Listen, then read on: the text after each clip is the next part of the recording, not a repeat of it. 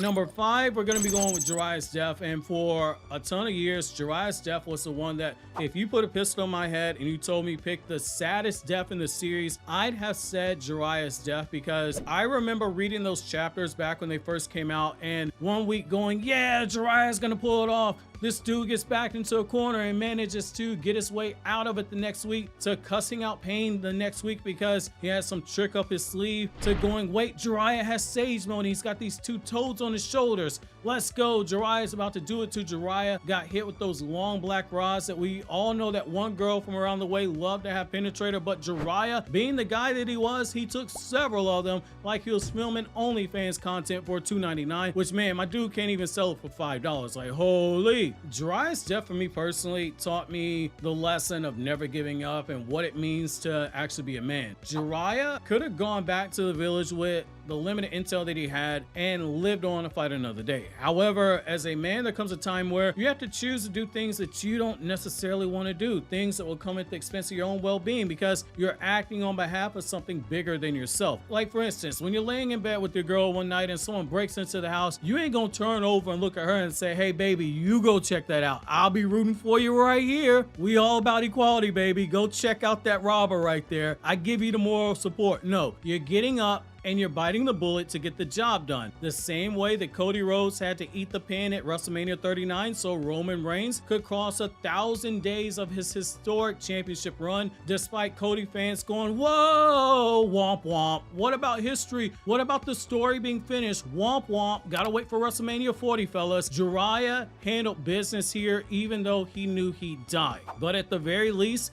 he could die knowing he gave solid intel to Konoha that could be used to protect the village in the process, leaving behind a message that only his student Naruto could decode. In short, showing the faith that he was putting in his student to be the one to take down the Akatsuki leader in the future. Jiraiya's death told us not to fear death itself, but instead, when that time comes, we have to embrace death like a long-lost friend.